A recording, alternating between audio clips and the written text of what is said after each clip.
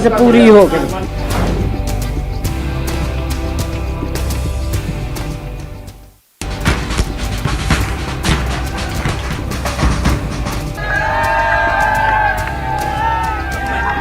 अत्यंत प्रसन्नता हो रही है कि भारत की हॉकी टीम ने 41 वर्षों की लंबी प्रतीक्षा के बाद भारत के लिए कांस्य पदक जीता है। ये मौका सुनहरा है, सालों बाद आया सवेरा है। With their outstanding performance, Indian men's hockey team, which defeated Germany, brought glory to the country by winning a medal after more than 4 decades. 41 साल तक खूब सताया, लौट के मेडल घर को आया।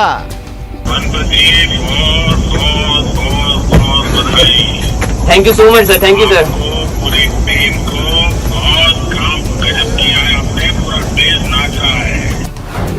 विक्ट्री और हिस्ट्री हमारी है, फिर बादशाहत की बारी है। ये आज का मैच ਜਿਹੜਾ ਸਾਡੇ ਬੱਚੇ ਨੇ ਜਿੱਤ ਲਿਆ और पंजाब ਦਾ और इंडिया ਦਾ नाम ਜਿਹੜਾ ਇਹਨਾਂ ਨੇ रोशन ਕੀਤਾ। हम लोग यही इंतजार कर रहे थे। तो मेरी अरदास पूरी हो गई। पदक कांस्य, मौका सुनहरा।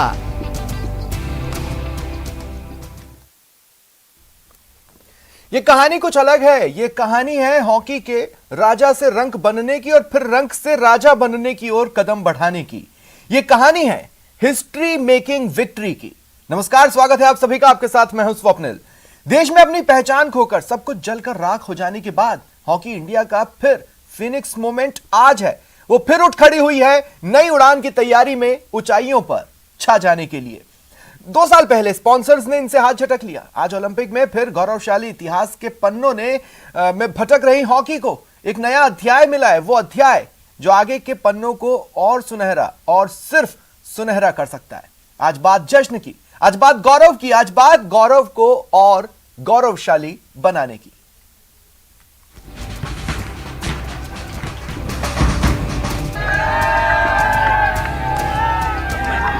अत्यंत प्रसन्नता हो रही है। तो मेरी अरदास पूरी हो गई।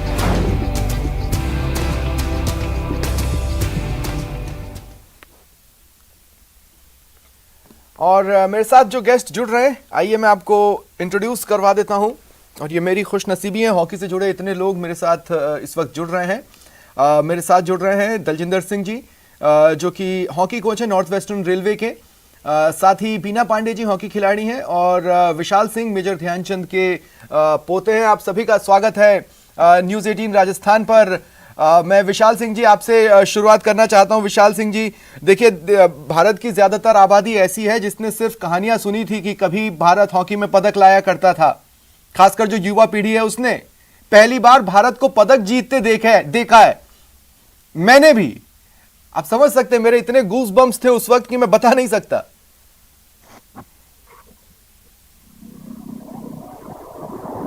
जी सर।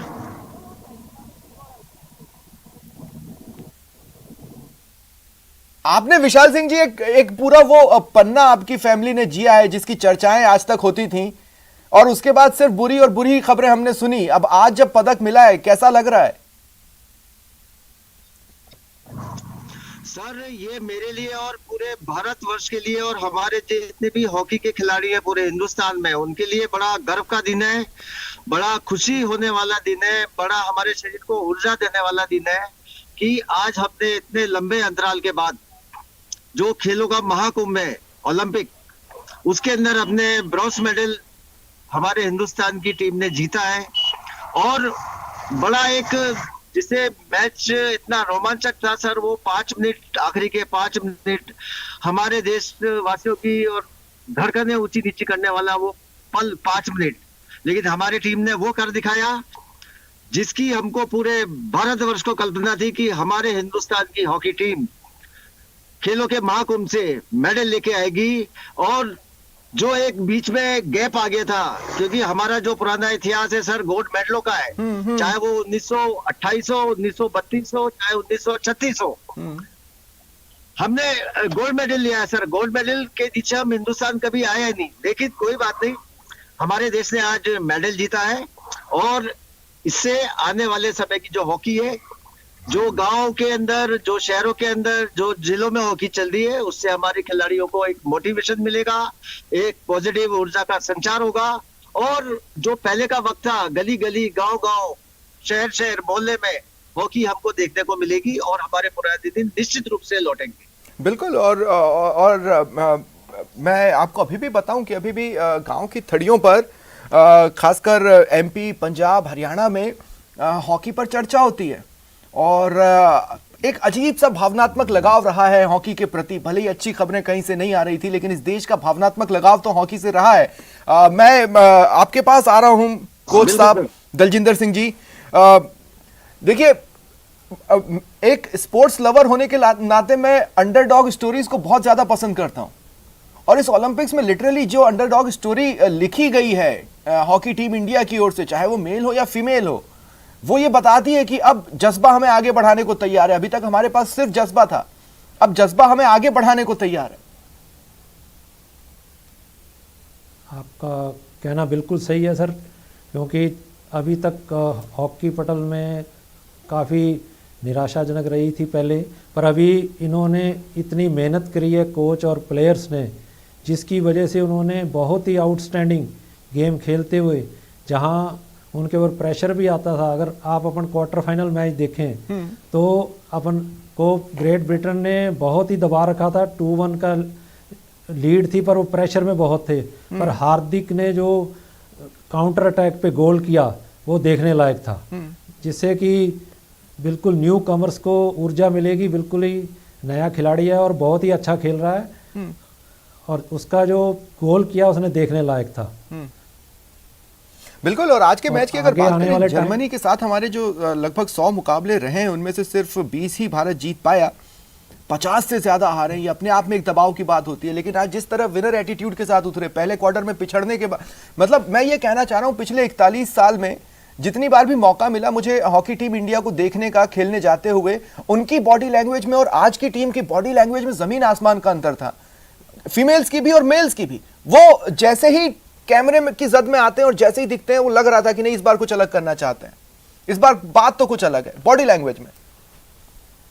बिल्कुल सही है, क्योंकि इसका कारण था कि उनकी फिटनेस लेवल बहुत अच्छा था, प्लस उनके कोचेज ने भी बहुत मेहनत करी थी और अपना टारगेट उन्होंने मेंटेन कर रखा था और वो प्रेशर में नहीं आ रहे थे। भलाई वो एक गोल से हार भी रहे हैं तो वो अपना पूरा प्रॉपर गेम खेल रहे थे।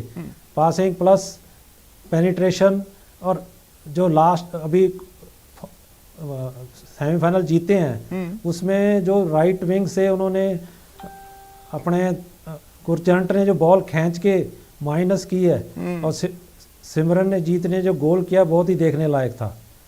बेहतरीन। जर्मनी अपने अटैक मोड के लिए जानी जाती है। मैं सबसे ज़्यादा खुशी की बात तो यही है कि देखिए, वो जब जर्मनी को मैंने आज पैनिक मोड में जाते देखा, अपने गोलकीपर को भी आगे बुला लिया, खासकर अंतिम जो 10 सेकंड थे उसमें तो एक बार की मुझे ऐसा लगा कि कहीं मैं रोने ना लगूं, इतना ज़्यादा एक्साइटमेंट। बीना, मैं आपके पास आ रहा हूँ। बीना, अभी तक देखिए आपको हॉकी मोटिवेट करती होगी क्योंकि आप चाहती हैं हॉकी खेलना, अब आपके लिए मोटिवेशन का प्लस कारण है?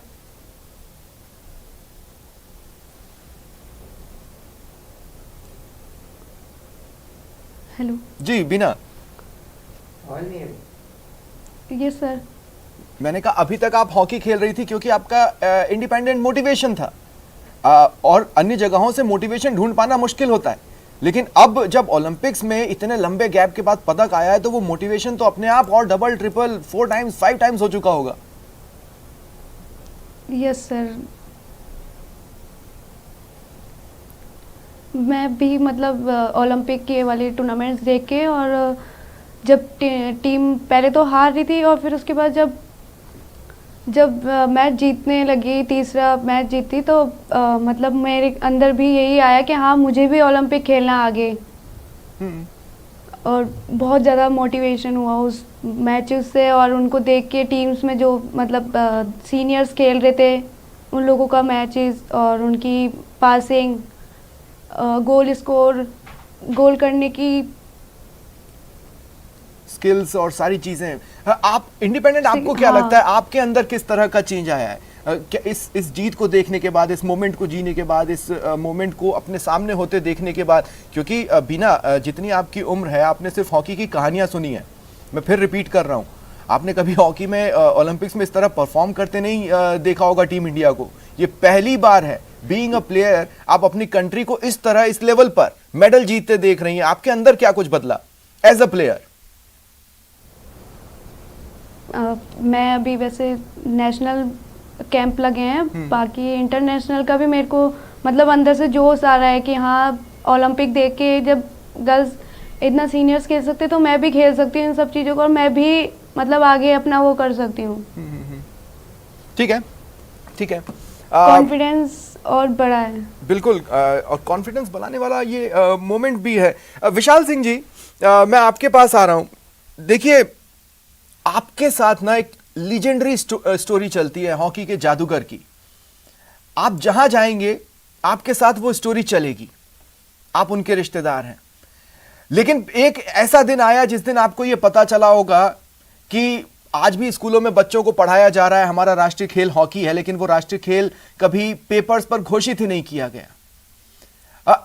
ऐसे दिन हॉकी ने देखे हैं, इतने गर्त में हॉकी गई कि वहां से और नीचे नहीं जाया जा सकता था, सिर्फ उठा जा सकता था। सवाल यह था कि कब उठेगी, है ना विशाल सिंह जी? जी सर। सर मैं बोलूं? हाँ जी सर, मैं आपकी बात से यहाँ सहमत नहीं हूँ, क्योंकि हमारे हिंदुस्तान की हॉकी कभी गर्त में गई ही नहीं, कभी नहीं गई सर गर्त। क्योंकि मैं as a hockey coach, as a खेल अधिकारी पिछले 25 वर्षों से यहाँ करता हूँ 12 के अंदर। मैंने आज भी देखा है, 25 साल पहले भी देखा है, आज भी हमारे खिलाड़ी हॉकी से बहुत प्यार करते हैं सर। जबकि हमारे पास में पिछले 40 सालों से हमारे पास में कोई रिजल्ट नहीं है, उसके बाद भी आज गांव के अंदर, शहरों के अंदर, जिलों में आपको हॉकी के खिलाड़ी देखने को मिलते हैं। हमारी चूक ये रही कि हमने हमारे हॉकी को और हॉकी के खिलाड़ियों को संभाला नहीं है वक्त पर। क्योंकि वक्त पे अगर यदि हम संभालते, उनको मोटिवेशन देते सर, तो हमारे हॉकी खिलाड़ी निरंतर चलते रहते और हमें रिजल्ट भी प्राप्त रहते हैं। और हमने जो ये कांस्य पदक जीता है सर ओलंपिक के अंदर, मैं सिर्फ इतना कहना चाहूंगा। लेकिन विशाल सिंह जी, क्या आपको ये नहीं लगता कि पिछले 41 साल में टीम इंडिया के लिए ये सबसे टफेस्ट ओलंपिक था? क्योंकि मेंटली ब्रेक करने वाली बहुत सी चीजें हुई। वो तो 2 साल पहले ओडिशा गवर्नमेंट के तौर पर एक स्पॉन्सर मिला, नहीं तो टीम इंडिया कहां जा रही थी। ये बहुत टफ ओलंपिक्स रहा है टीम इंडिया के लिए, मेंटली भी फिजिकली भी। के अंदर आने वाले वर्ल्ड कप के अंदर हमको ये मेंटेन रख के करना चलेगा कि हमारे आज के खिलाड़ी ने हमें कांस्य पदक दिया, तो हमें सर आने वाले समय के अंदर हमें गोल्ड मेडल जीतना है। इसके लिए हमको आज से ही, अभी से ही इसकी प्रॉपर तैयारियां, प्रॉपर खिलाड़ियों की मॉनिटरिंग और हर जिले में। और देखिए सर, कितने बड़ी बात है, अभी मैं टीवी में इंटरव्यू देख रहा था, कई खिलाड़ी को जो अंतर आप खेलने गए, उनके पास घास के मैदान नहीं है, कोई भी मैदान नहीं है, ना घास का, ना मिट्टी वाला ग्राउंड। कईयों के पास इक्विपमेंट नहीं है, बड़े बड़े मतलब बहुत गरीब परिवार के बच्चे हैं। किन मुश्किल हालातों में सर वो गांव से निकल के ओलंपिक स्तर तक पहुंचे। यदि हम उनको सुविधा दें, अच्छे मैदान दें, अच्छे इक्विपमेंट दें, अच्छी प्रॉपर कोचिंग दें, उनको जो प्रॉपर एक व्यवस्थित ढंग से होना चाहिए, तो हम सर निरंतर हम मेडल लेके आएंगे, चाहे वो कोई सी भी इवेंट हो। अब ध्यानचंद जी को देख लीजिए सर, ध्यानचंद जी के बाद खिलाड़ी हमारे आए, अशोक जी आए, जफर इकबाल साहब आए, धनराज पिल्ले आए, डुंगडुंग साहब आए, कितने खिलाड़ी हैं। तो ये जो खिलाड़ियों की जो प्रथा है निकलने की, वो निरंतर रूप से सर होना चाहिए, प्रॉपर। बिल्कुल, और इसलिए मैं कह रहा था कि लोग अपने इंडिपेंडेंट उससे आ रहे थे, उनके पास मोटिवेशन के लिए कोई अलग से स्टोरीज नहीं थी, इंडिविजुअल एफर्ट्स की स्टोरीज थी। अब टीम एफर्ट की स्टोरी है, क्योंकि टीम इंडिया की इस टीम में एक एक प्लेयर हीरो है, एक एक प्लेयर को हमने परफॉर्म करते देखा। गोलकीपर तो मेरे पास शब्द नहीं है बताने के लिए, श्रीजेश ने जो आज कमाल किया है, मेरे पास बिल्कुल शब्द नहीं है। दलजिंदर जी, मैं एक बार फिर आपके पास आ रहा हूं। देखिए, मैं फिर कह रहा हूं, ये जो ओलंपिक्स था, ये टीम इंडिया के लिए पिछले 41 साल का टफेस्ट ओलंपिक था। दबाव हर बार होता था, परफॉर्मेंस का भी होता था, जज्बा भी होता था, सारी चीजें थी। लेकिन इस बार आप देखिए जो सफर रहा, खासकर 2 साल पहले स्पॉन्सर्स के लिए जूझना पड़ा, फिर स्पॉन्सर मिला, उसके बाद आपने 1.5 साल में अपनी पूरी मेहनत झोंकी है, पूरी ताकत लगाकर रख दी है। ये मेंटली एग्जॉस्टिंग था, फिजिकली एग्जॉस्टिंग था, और हर एक मैच में कंसंट्रेशन बनाए रखना, ये सबसे टफेस्ट जॉब था। नहीं, आपका कहना बिल्कुल सही है और इस पे इंडिया टीम पूरा उतरी है, दोनों मेंस एंड वुमेन्स। बिल्कुल वुमेन्स में भी देखेंगे तो उन्होंने वर्ल्ड की नंबर 1 टीम को हराया है, जो कि ऑस्ट्रेलिया थी, जो कि अपने पूल मैच में पूरे 5 के 5 मैच जीती थी और सिर्फ 1 गोल खाया था, और उसी टीम को अपन ने उस बीट किया 1 गोल से। तो अभी वुमेन्स टीम के भी हौसले बुलंद हैं और मेरे को पूरी उम्मीद है कि कल वो बिल्कुल मेडल लेके ही उतरेंगी। दलजिंदर जी खास करके बोले। करके मैं कहना चाहूंगा अपने दोनों ही गोलकीपर मेंस एंड वुमेन्स के बहुत ही आउटस्टैंडिंग गेम खेल रहे हैं, जिसकी वजह से टीम को परफॉर्मेंस में बहुत फर्क पड़ रहा है। बिल्कुल, और पूरी टीम तो नो डाउट डिफेंस की वजह से और ओवरऑल दोनों ही टीमें बहुत अच्छी परफॉर्म कर रही हैं। बिल्कुल। दलजिंदर जी क्या अब आप हॉकी इंडिया को उठता देखते हैं, मतलब अब आप ये देखते हैं, क्योंकि होता क्या है कि हमारे यहाँ कुछ चीजों को भुला दिया जाता है और मुझे ये लगता है ये फिनिक्स मोमेंट है इंडिया के लिए हॉकी को लेकर, यहाँ से सिर्फ उड़ान भरनी है। बिल्कुल सही कह रहे हैं जी, बिल्कुल सही कह रहे हैं। जिस तरह से एक पौधा सूख रहा होता है और उसको बारिश मिलती है, तो वो ये बारिश मिलने वाला काम हो गया जिससे कि मेडल आए हैं और पूरे ऑल ओवर इंडिया अब हॉकी को बहुत ज़्यादा जोश से लोग खेलेंगे, प्रेम भी करते हैं और आगे भी खेलते रहेंगे और नेक्स्ट वर्ल्ड कप के लिए मेरे को लगता है अपन गोल्ड मेडल जीतेंगे। हाँ, अभी बहुत लंबे समय तक बीना मैं आपके पास आ रहा हूँ, बहुत लंबे समय तक जो मैच एनालिसिस होती थी टीम इंडिया की, कहा यह जाता था कि मतलब लगभग 45 मिनट 50 मिनट तो बहुत अच्छा खेला, हो सकता है 55-60 मिनट अच्छा खेला, लेकिन जो आखिरी समय आता था उसमें खराब प्रदर्शन देखने को मिलता था और मैच हार जाते थे। ये एक पहचान बनती जा रही थी टीम इंडिया की, लेकिन इस ओलंपिक्स में साबित किया कि आखिरी समय में ढिलाई से टीम इंडिया बच सकती है। मुझे लगता है इस तरह के पॉइंटर्स तो अब खिलाड़ी भी नोट कर ही रहे हैं बीना। यस सर, फर्स्ट टाइम जो मतलब प्लेयर का गेम है, जिस हिसाब से स्टेमिना और जिस हिसाब से वो खेल रहे हैं, तो लास्ट टाइम तक भी एंडिंग तक भी वो ही खेलना चाहिए। और इस बार ओलंपिक में टीम इंडिया ने यही किया है, जो फर्स्ट टाइम से स्टार्टिंग की उन्होंने एंडिंग तक वो ही अपना पेस रखा है खेलने में, और जिस हिसाब से उन्होंने अपने गोल मतलब खाए भी हैं और किए भी हैं। तो मतलब प्लेयर्स ऑल जितने भी प्लेयर्स थे वो बेस्ट खेले थे, सब ने अपना अपना अलग अलग स्किल्स और अपनी बेस्ट गेम दिखाई है। फिटनेस इन खिलाड़ियों को कई लेवल पर अलग बना रहा है। लेकिन बीना, जैसे अभी भी अगर हम कोच की बात करते हैं, जिस तरह की हॉकी खेली जा रही है, जिस तरह से रणनीतियां बनाई जा रही है, क्या सचमुच आपको लगता है कि विदेशी कोच या विदेशी हैंडलर्स ज़्यादा बेटर ट्रीट कर पा रहे हैं? हमारे देश में अपने खुद के कोच हैं जो उतने ही सक्षम है, बल्कि कई मायनों में कई दूसरों से बेहतर है। सर, इंडिया में भी जो कोचेस हैं वो भी बेस्ट हैं। ऐसा नहीं है कि आउट ऑफ इंडिया वाले ही बेस्ट हैं, लेकिन हमारे अगर इंडिया के कोचेस हैं उनको भी अगर चांसेस दिया जाए वहाँ पे परफॉर्म करवाने के लिए टीम इंडिया को, वुमेन्स और मेंस को, तो वो भी अच्छा परफॉर्म कर सकते हैं। वो भी अपनी मेहनत उतनी ही करेंगे जितना आउट ऑफ कंट्री वाले सर कर रहे हैं। ठीक है, एक बार फिर विशाल सिंह जी मैं आपके पास आ रहा हूं। देखिए मैं एक प्लेयर है, गोलकीपर की तो मैंने बात ही की, एक प्लेयर है, डिफेंडर है अमित रोहिदास।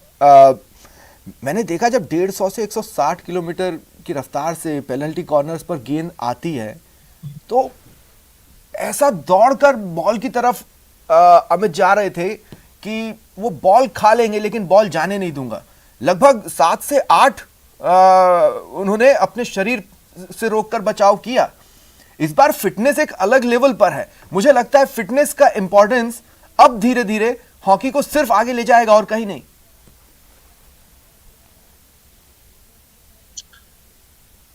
सर देखिए, जब से ये टोटल हॉकी हुई है तो ये कलात्मक जो हमारी एशियन शैली थी वो तो हटी गई है। आजकल हॉकी जो पूरा खेला जाता है पावर गेम है sir. Fitness compulsory, must be compulsory, क्योंकि आजकल आपका ड्रिबलिंग और ये जो टेक्निकल वो आप तो खेलते ही नहीं है, केवल पावर गेम। और जीतता वही है जिसके पास फिटनेस, बॉडी फिटनेस जिसका लेवल बहुत अच्छा है। अभी जैसा कि आप बोल रहे थे कि कुछ समय से हमारी टीम एंड टाइम पे पिछड़ रही थी। हाँ। वो 40-50 मिनट ढंग से खेलती है और आखिरी के जो क्षण होते थे उसके अंदर हमारी टीम अच्छा नहीं कर पाती थी, क्योंकि उसमें फिटनेस का असर पड़ता था। लेकिन इस बार हमने हमारी टीम को देखा है सर, आखिरी क्षण तक उन्होंने अपना बॉडी को, फिटनेस को बना के रखा, उसको मेंटेन किया और हारी हुई बाजी को उन्होंने जीत के अंदर परिवर्तित कर दिया। इसका मतलब यही होता है कि फिटनेस लेवल हमारा होना चाहिए। दूसरा सर, मैं एक बात आपसे और कहना चाहूंगा कि आपने अभी जैसा कहा कि जीत को या हार को हम लोग बहुत जल्दी भुला देते हैं, तो आज जो हमारी जीत हुई है सर, इसको किसी भी कीमत पे हमको नहीं